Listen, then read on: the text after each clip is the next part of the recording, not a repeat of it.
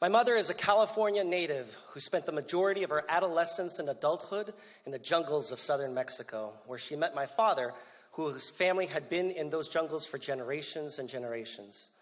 On first impressions, most people don't see the extent of my ethnicity. Pero para los hispanohablantes, soy Latino, soy hispano, soy mexicano, y específicamente, soy chilango. Órale. I was born in Mexico City, where I spent most of my formative years. And like all kids coming of age, I had my quirks. I was allergic to almost every major food group. I had these incredibly flat feet, so flat that I had to wear these giant Forrest Gump-style boots. All of my clothes were hand-me-downs from my brother, and all of my bad haircuts were from my well-intentioned mother. We were dirt poor, but I was way too busy and way too happy to notice. I lived in these imaginary worlds of poor reception television. My mother held our bilingualism as a priority, so when I was not glued to El Barrio de El Chavo, I was captivated by the neighborhood of Mr. Rogers. My 5-year-old mantra was exactly what he said at the end of every episode. I am liked just the way I am. And I did. I liked me. I liked my weird. I took his neighborhood and his world into mine and expanded it.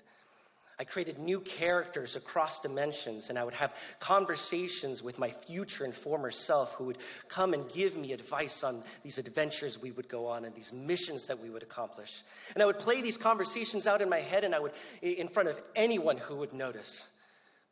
I liked who I was, and I never thought that there was anything missing or strange or odd about me. Until I was 8 years old, and for better or worse, my family decided to move to the United States. We moved to the only neighborhood we could afford, which was on the south side of Tucson, Arizona, a neighborhood, an area that was riddled with guns and drugs and violence. My parents sacrificed everything so that my brother and I could go to the best school possible. And to say that I was excited to go to an American school is an understatement. But I quickly learned that my weird would not be welcomed. This realization happened where most existential crises occur. Recess. On that first day of third grade, recess began with my classmates playing out scenes from a movie I'd never seen called Star Wars. And one of them noticed my confusion, and in what I can only describe was my first taste of verbal venom, he said, "What? You don't know Star Wars?" Strike one. You don't have the knowledge. This quickly transitioned into pickup soccer games. Now, being from Mexico, most assumed that I would have some sort of soccer skills, but remember the flat feet, Forrest Gump-style shoes. Strike two. You don't have the abilities. During all of this, these kids in this predominantly Hispanic neighborhood were speaking Spanish, but the language varies so much region to region, and my Spanish wasn't the same as theirs, so they were making fun of me and making fun of my Spanish and my English. And in this moment where I was going to stand up for myself, I looked at all of them and I raised my voice so that everyone could hear, and I said, "Hey, I know my words aren't good now, but they're going to get gooder."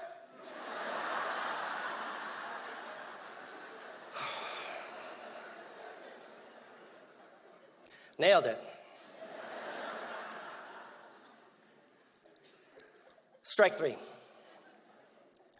You don't have the words. I didn't fit in. I wasn't Mexican enough for the Mexicans, and I wasn't white enough to be white.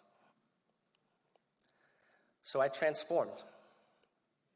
I transformed from this quirky, communicative kid to this recluse, terrified to be seen and heard. The only solace I had were these conversations that I would play out in my head. This life of silence continued until the end of my sophomore year of high school. At the end of my sophomore year of high school, a girl I had a crush on had invited me to have lunch with her and her friends.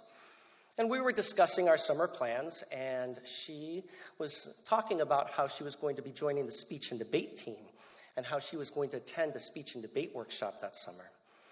And then she turned to me and said the words that literally changed the course of my life. She looked at me and said, "Hey, Erik, you should join the team and you should do this workshop with me, and that way we can spend more time together." Blink, blink, hair toss.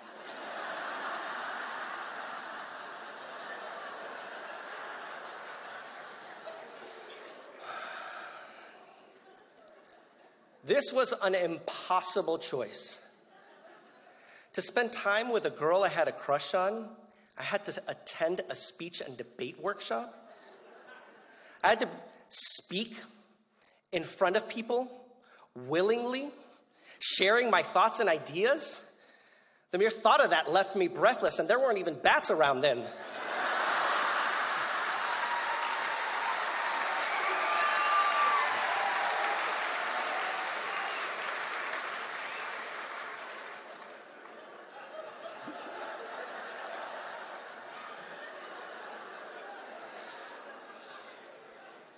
I mean, this was the craziest, most ridiculous idea I had ever considered for myself, and I was considering it all just so that I could spend time with this girl. So I walked into the workshop a few weeks later.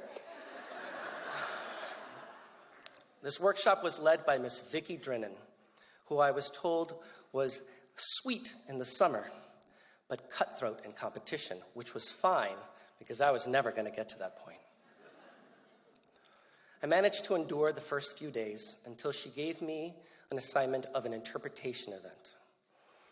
An interpretation event is where you have a script, and without props or costumes, using only postures, voices, and facial expressions, you act this script out.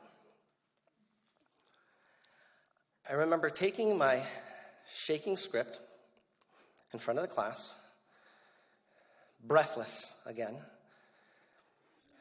and I started the first 15 seconds of my performance, and I heard this explosion of laughter, and it took me right back to those feelings of playground insecurity, until I looked up and I realized they weren't laughing at me. I had made them laugh, which was something totally different.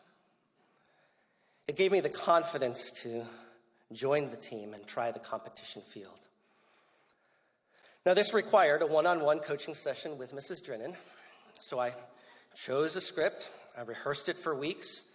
I was nervous, but excited to learn, to try things out.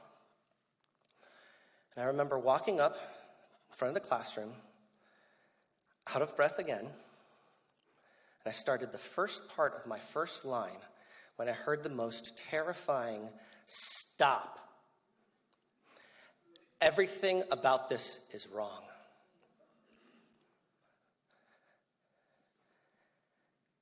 And I remember something totally involuntary happened. I took a step. I took a full step towards the door, knowing that I wanted to escape these feelings of insecurity.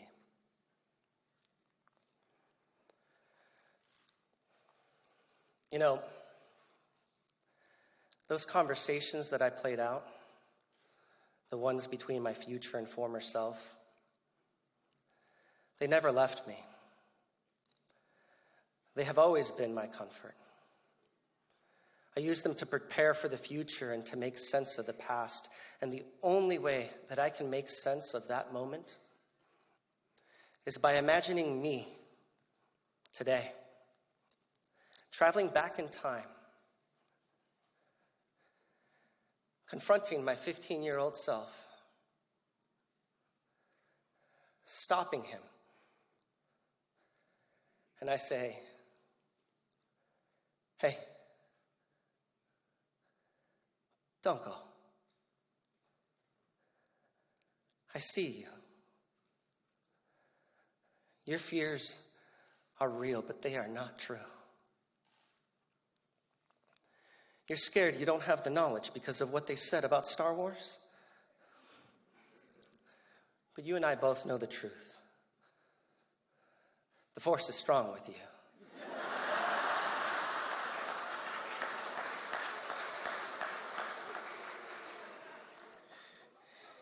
You're afraid you don't have the abilities because of some pickup soccer games. I have one word for you to look forward to and look forward to: CrossFit. Your body and abilities are meant for so much more.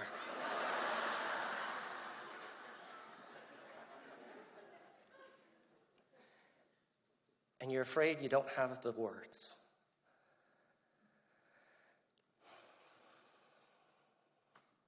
Sometimes you don't. Sometimes your words are wrong, they're embarrassing, they're hurtful. But that's not what's happening here. Here, you're going to learn that you have a voice.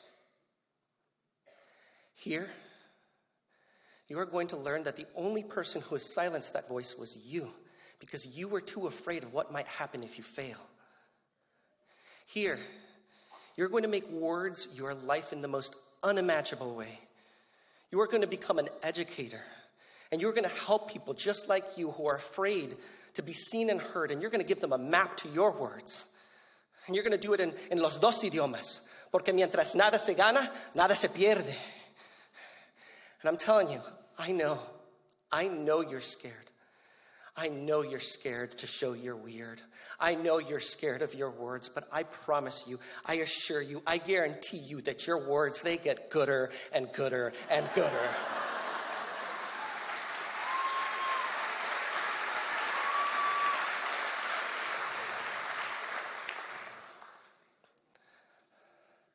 So, don't go. I didn't go. I stayed for 2.5 hours and worked on 2 paragraphs. That coaching session and that team gave me the tools for the first time to be seen and heard. Most people don't believe me when I tell them that all of this, speaking in front of people willingly, sharing my thoughts and ideas, this is still one of my greatest fears. But an even greater fear is forgetting what I learned so long ago, that I am liked just the way I am. An even greater fear is not being seen and heard. It is a fear that I will no longer lose to. It is a fear that no longer leaves me breathless. It is a fear that no longer leaves me speechless. Gracias and thank you.